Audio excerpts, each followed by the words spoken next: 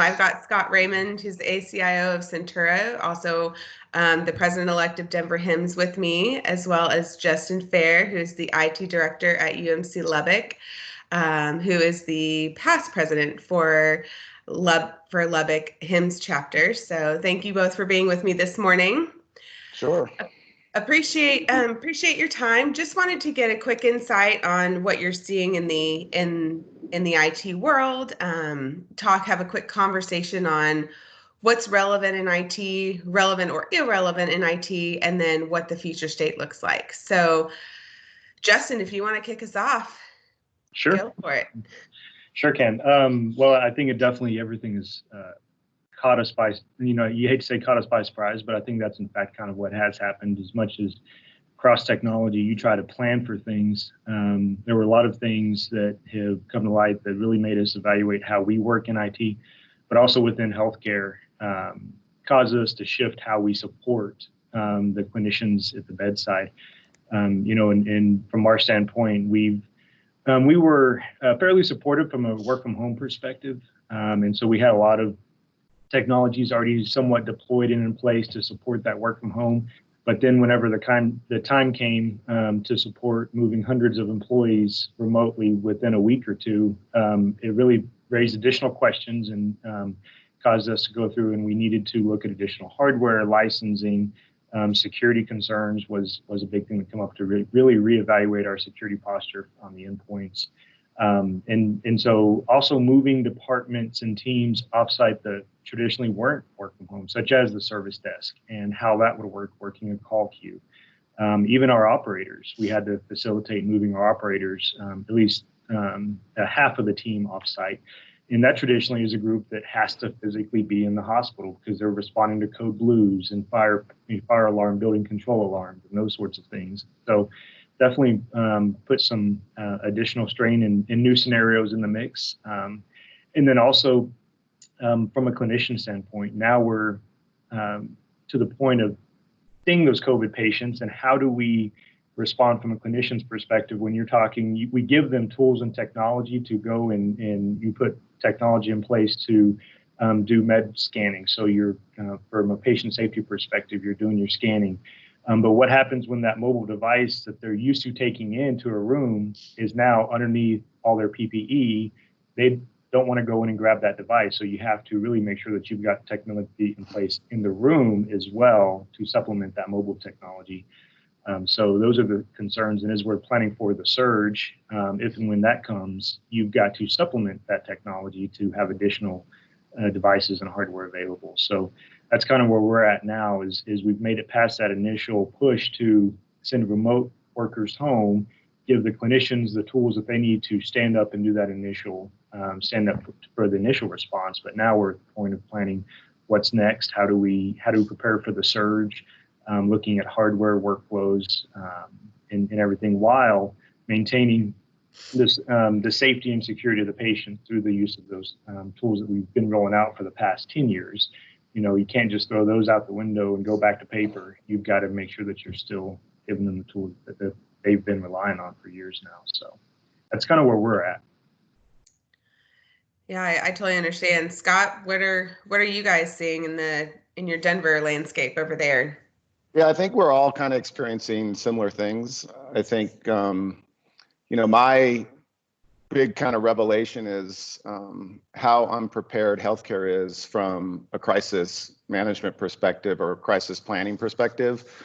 And that kind of goes to capacity planning, resource planning, managing, kind of to Justin's point, managing a huge workforce that traditionally was in facilities or in office buildings that support the hospitals.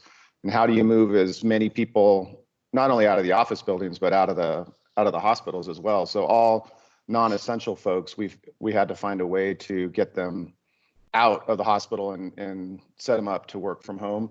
Fortunately, we were kind of set up. I kind of stepped back and look. We've been planning even from a data center perspective on how do we account for surges in capacity. And we weren't planning on this crisis. Obviously, we were planning because we're in a high growth mode and we might be, ingesting new hospitals, new systems. We have a big, aggressive ambulatory goals to put Community Connect out there. So we were kind of planning from that capacity surge from a data center perspective. So we had 2 owned data centers that were kind of pinned into, a building, into a square footage, and into, held to even utilities and bandwidth being able to get to those sites that weren't designed, traditionally designed for a data center. So we moved out into a commercial data center and being able to keep moving in the future, eventually collapse the data centers and move them both into the cloud, where you can really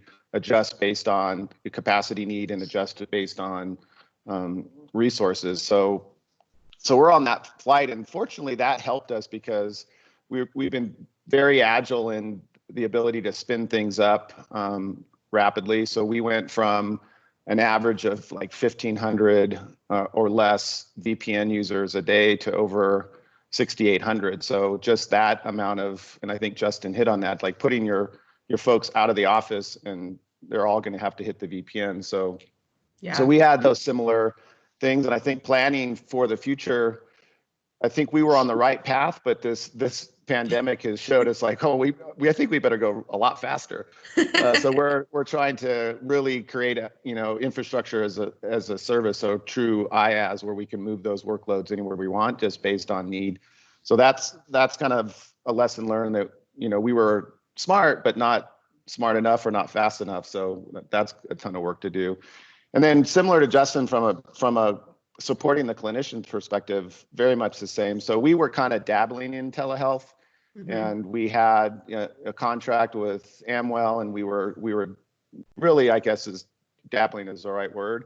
And now we're doing almost all of our ambulatory visits via telehealth because the patients, even though some of the clinics are open, patients don't want to go there, right. Which is really interesting, right? And then the really cool thing, and we're not alone in this, but this concept of inpatient telehealth. So kind of to Justin's point, where you don't want to have a device that you pull out of underneath PPE and go into the room. So having a device that stays in a room and we can access the patient, the doctor or the nurse can access the patient on rounds and only go in when necessary. The other kind of interesting thing is, and I think you've probably seen it on the news, is this concept of almost all the devices out of the room. So people are putting monitors outside the room, they're putting the IV pumps outside the room and putting long lines so they can manage the meds and the pumps without having to get all gowned up on PPE. So we've gone through, and that's the other thing that's kind of hit, and it's not as much IT, but kind of the supply chain has just gotten hammered. And we've been really, really thoughtful about it, and we're conserving PPE, but we're burning PPE in a day like we did in a month. And it's just, we just are not prepared for it. And I think my overall perspective, I was on another call with a bunch of CIOs across the country with the Scottsdale Institute. And the thing that came out of all that is that the country, not only the hospital or the local health systems are not prepared for it, but the country itself is not prepared to expand out past our normal ADC. So, healthcare is built around average daily census. So your staffing, your supplies, your medication, everything is built around and we don't stock for an emergency. And it's frightening that the country doesn't stock for an emergency. So that kind of back to my original point, the capacity management, resource management, and truly crisis management, where do we have those supplies that we could move around regionally so we could support hospitals? And we're fortunate. We didn't get, Colorado shut down pretty quickly, and we flattened our curve out, and we didn't go past our capacity. I mean, we pushed to the limits, but we didn't go past capacity. And it looks like we're gonna get by it. But this thought that the virus is going to go away is not. I mean, we don't have a vaccine, so we're going to have this herd immunity concept. And so there's going to be another wave, but hopefully we start to manage it better and get ahead of it. But unfortunately, I'm not too confident that we're, even after going through this, that the country as a whole is not prepared, because you can see there's still states that are not sheltering in place, and it's frightening. So. Did you, and I know, Justin, we've talked before about the fever clinic pop-ups and, in setting those types of infrastructure up quickly, was it a scramble within your environments to get them up and running? Did you have extra, you know, were you able to pull devices from other areas to stabilize some infrastructure for some of those fever clinics? Scott, I don't know if you guys utilized any, pop-up clinics or anything like that, but what was that rush like from an IT perspective? Well, from our perspective, it was we had we've transitioned over the last few years to try to move to more of a proactive model where we have stock on hand, we have equipment on hand, and that way we can kind of flex as needed if we need to stand up a clinic or whatever it may be. And so we strive to have hardware on hand, but nonetheless, this came up and we didn't have the right hardware. And so working with, and the reason for that was because one day it was, we're going to place this drive-through clinic over here on the west side. And then the day of, oh, well, we went ahead and changed it. It's going to be out on the north side, a quarter mile away. And there's no power, there's no network. It is in a parking lot in a field. And luckily for us, it was a location where we could, we had to get some gear and we were able to, through our partners, get it rather quickly. But be able to stand up and just do a wireless shot over there. And so using some of the newer SD-WAN technologies that we've been deploying over the last 12 to 18 months, it was able to get stood up pretty quickly. Now, if you take that back 2 years ago, where we weren't looking at the SD-WAN technologies and we weren't looking at those wireless technologies, it would have been a mad scramble. But because we were kind of already, kind of like what Scott was saying, kind of dabbling down that path of newer technologies, we had an idea of, okay, here's a solution that we feel comfortable with and we know, and we can stand it up relatively quickly. And we were able to, within a few days, get it stood up, get the equipment in hand, and deploy that drive-through clinic. And that was the first in our region to be able to do that.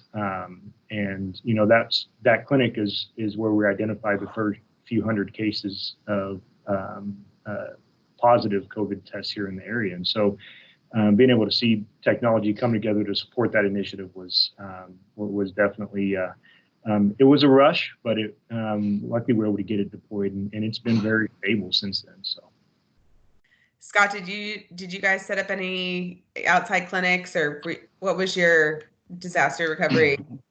Yeah, we did.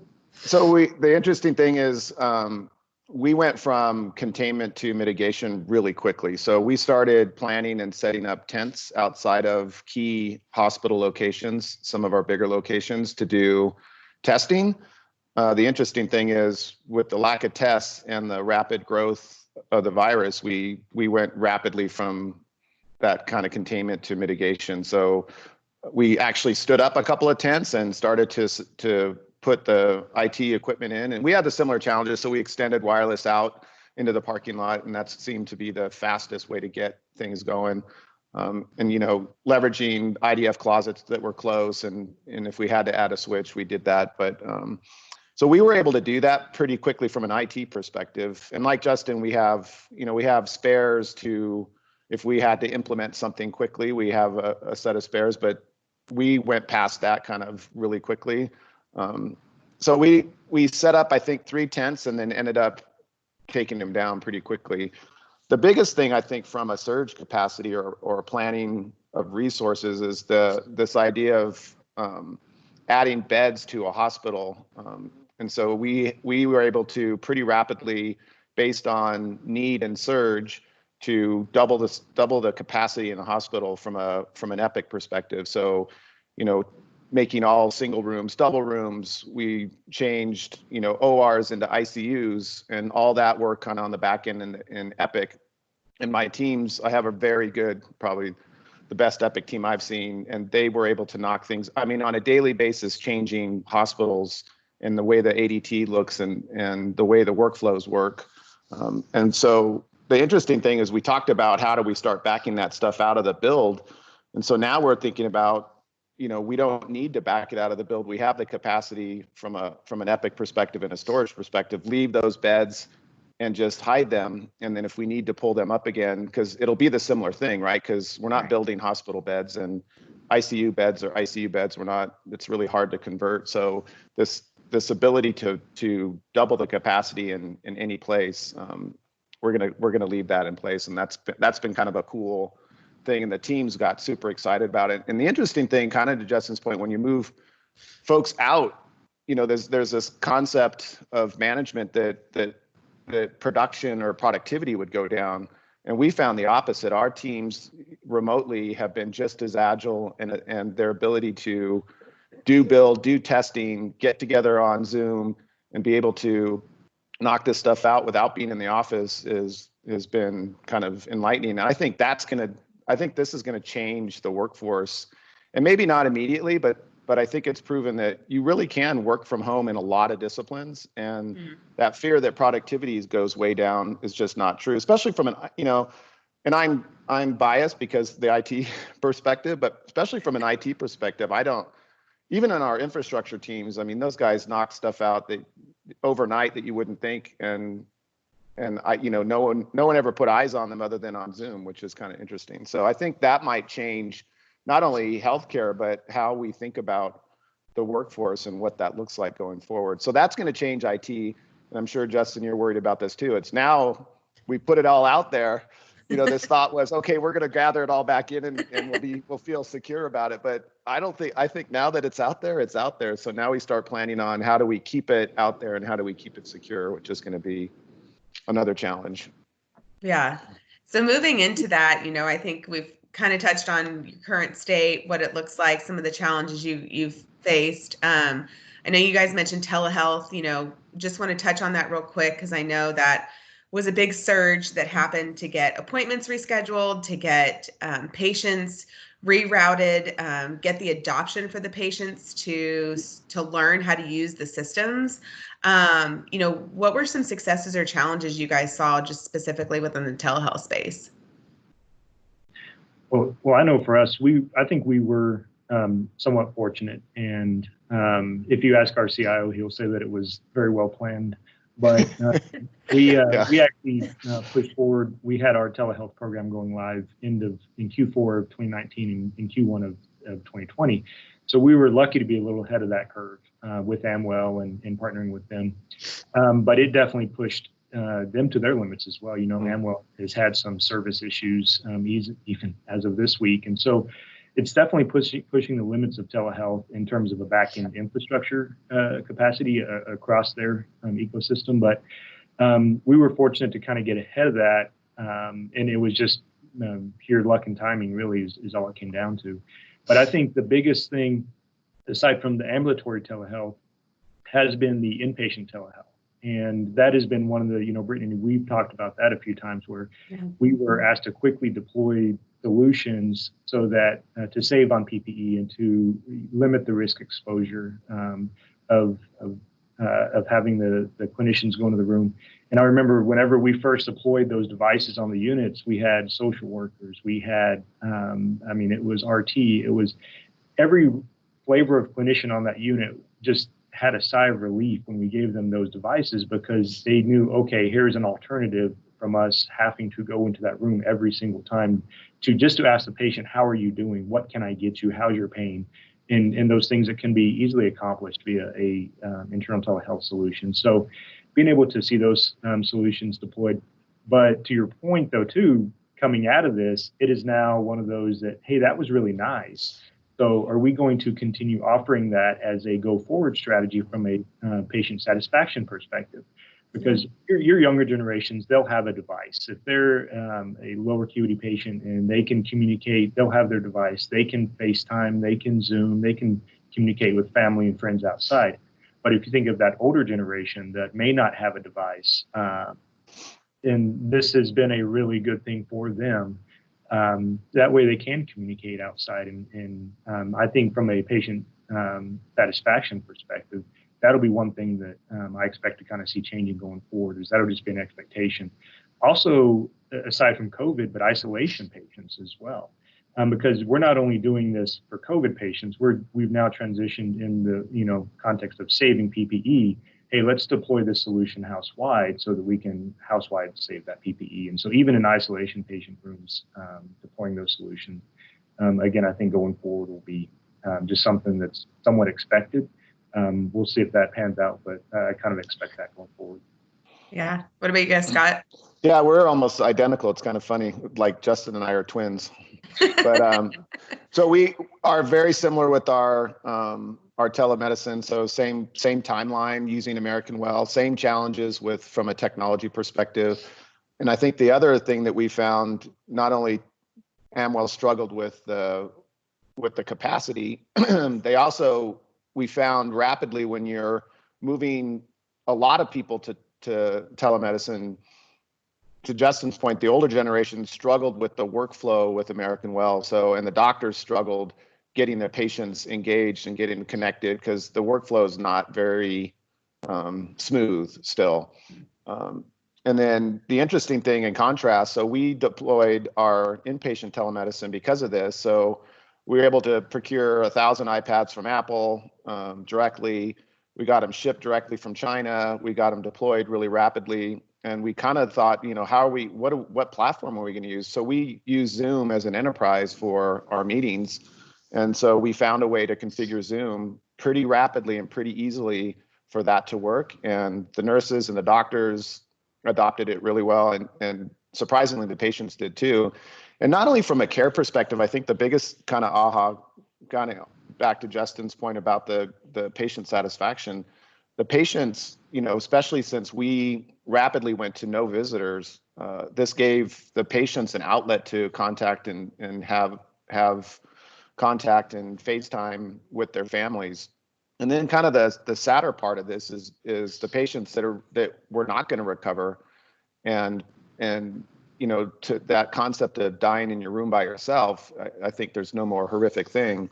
And the ability and we just deployed a new teleinterpreter system via iPad. So we were able to use the same Zoom platform, put them on those carts, and we could move those carts into those COVID rooms with those patients. So at least the family could have some interaction with them before they passed away. And I think that ability to do that, I think that's probably our biggest shining moment out of this, is like, how did we leverage technology to actually make a huge difference in the lives of patients and their families? And I think that's why that inpatient telemedicine is going to change medicine.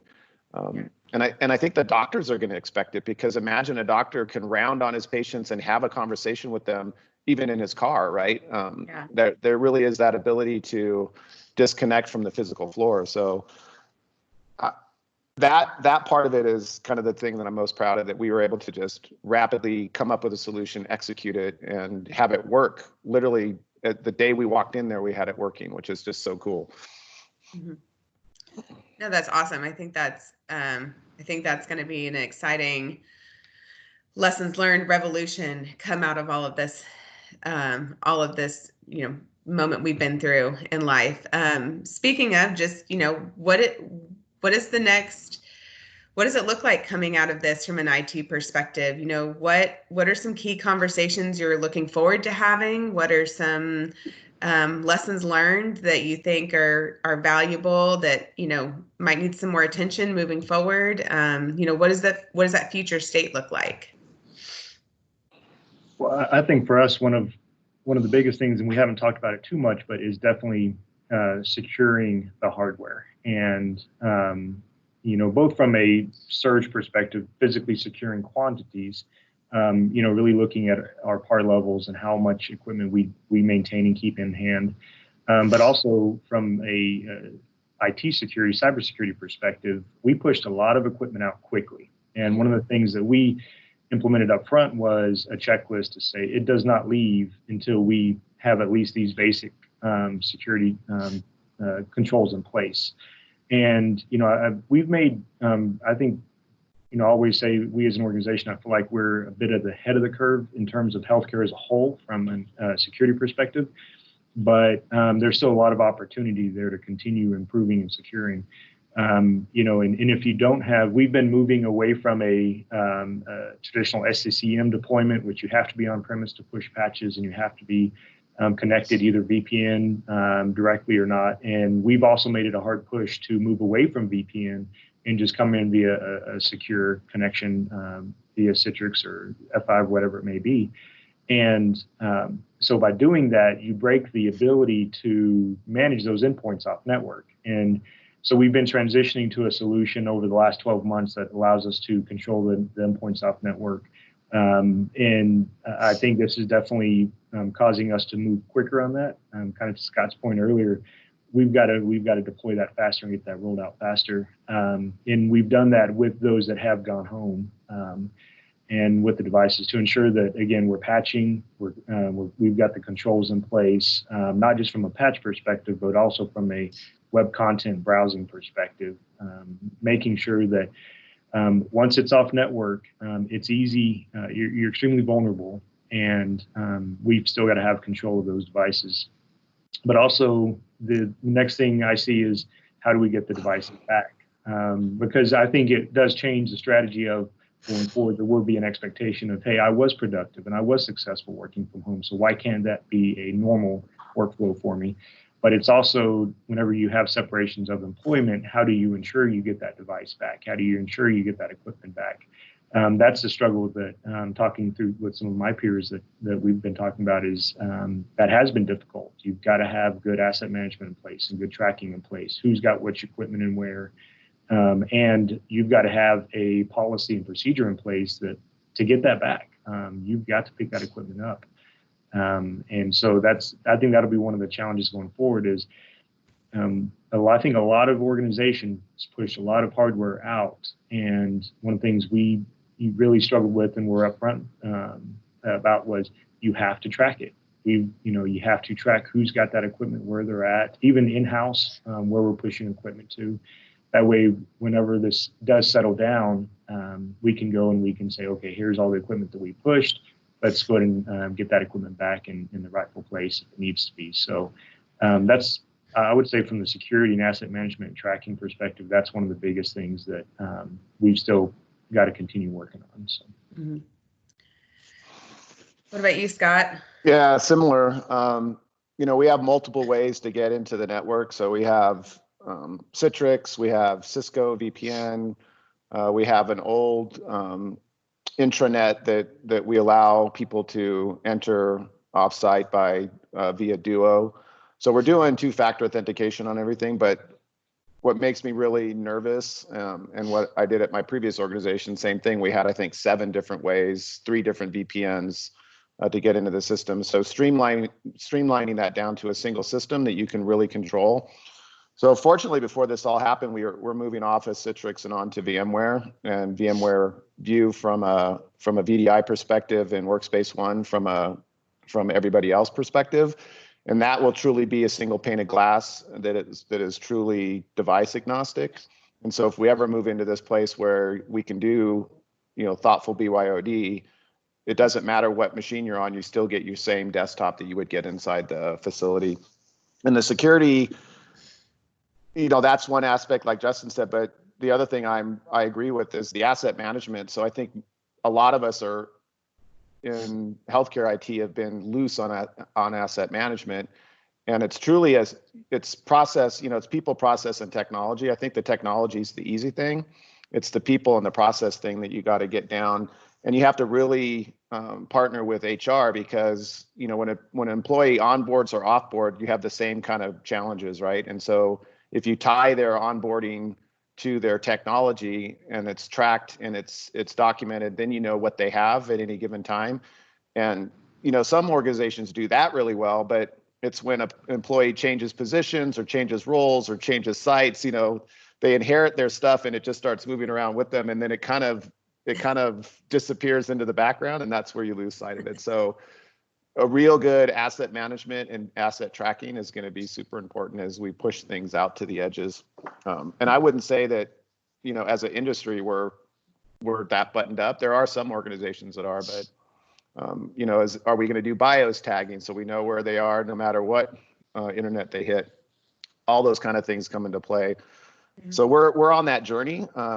unfortunately, we're not fully vetted on that journey before this happened. So we have some work to do, to Justin's point, to kind of reel this stuff back in and make sure that we, now firm up those processes, because we did deploy stuff so rapidly, just like you guys did, Justin. So I'm a little nervous because it's not like tomorrow it's going to end and we go and we call everybody up and say, come back to the office and bring the stuff you took home with you. We're going to do this in a very slow manner. So we're going to trickle people back in and see what this looks like, because again, without a vaccine, the virus is still out there and there could be a second wave of this. So, social distancing at work. So we have a plan to really trickle the folks back into IT, maybe only 1 or 2 days a week, and spread people out, because we have our IT office houses about 500 folks. And we don't want it's like that's like a small concert, right? We don't want to have 500 people all back into the office again at the same time. So trying to keep social distancing, planning by teams to keep only a certain number of people in the office at a time. And my infrastructure team, we had a Zoom meeting with those guys, and they're like, why do we have to come back to the office?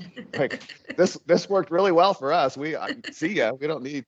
And that might be, in the next coming years, that you might see, we were on an expansion. We bought a building because we were leasing space, and we bought a big enough property to build another building. I don't think we're going to build that building now, because we've proven that you don't need that many people in.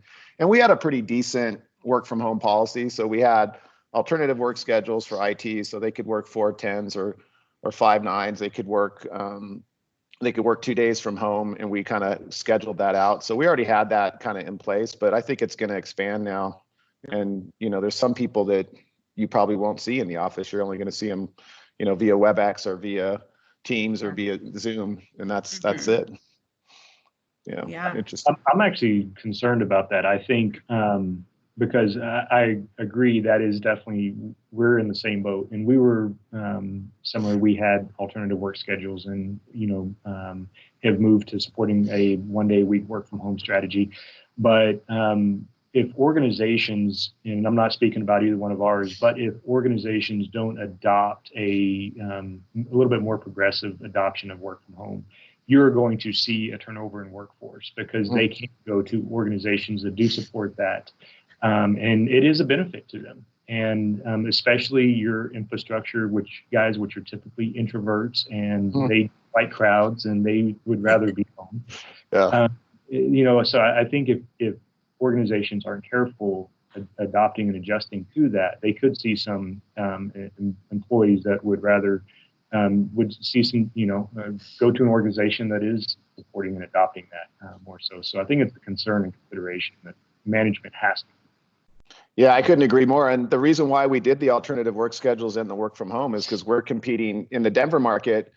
There's 4 health systems with Epic. And so our folks are all being poached or enticed to come over to other organizations. And if you can't compete completely on salary, because you just keep escalating salaries, you have to find other ways to incentivize folks to stay with your organization. So creating a really good work environment. And our Epic teams the infrastructure guys not as much, but it's getting there. But the Epic teams are younger folks, and their expectations of their work-life balance is completely different than kind of us old school folks that like to go into the office and pound away, right? So so we had to go there because of that. But you're right, Justin. I think now it's just going to escalate. And if you're not progressive, you're going to get left behind. And you're not going to be able to have folks. Yeah, and I think you see that. You're seeing it in the Metro Denver area. Lubbock is West Texas, traditionally considered rural, but we compete with the Denver market. We compete with the Dallas market, and the same thing, even being this far out, because we've lost employees because they did work for a company based out of Dallas, but they get to work at home in Lubbock, Texas, and so. It's definitely not just within the large market areas. It's definitely rural areas as well. Yeah.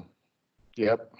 Well, I know we're coming up on close to our time with everything. So any last minute thoughts, any words of wisdom, any guidance to provide as we all kind of look for the light at the end of this tunnel? From my perspective, I don't know that there's any words of wisdom or guidance other than just be flexible. That's been our biggest thing is adaptability. I think the thing we've competed with is priorities, understanding that what was most important 6 weeks ago is probably least important today.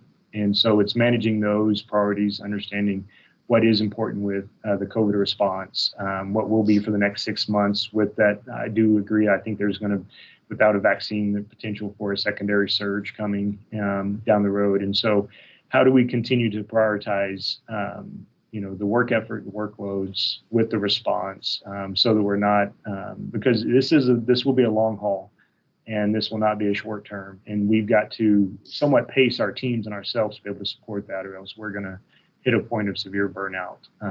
And so I think that's kind of where we're at now, is trying to prepare and plan for that so that we can, like I said, be there to support the long haul. Mm-hmm.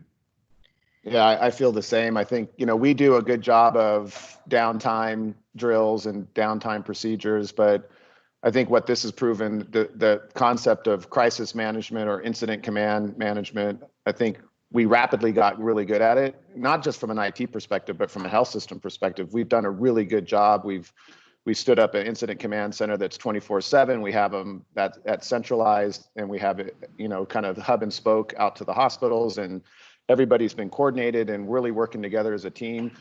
And I think the path forward is to document those lessons learned and practice this, because maybe these things only come every 10 years, but it will come again. And it would be a shame that we didn't leverage what we've learned to be more responsive. And we should be able to next time be able to deploy and to set up folks and to have that capacity and those resources ready to go.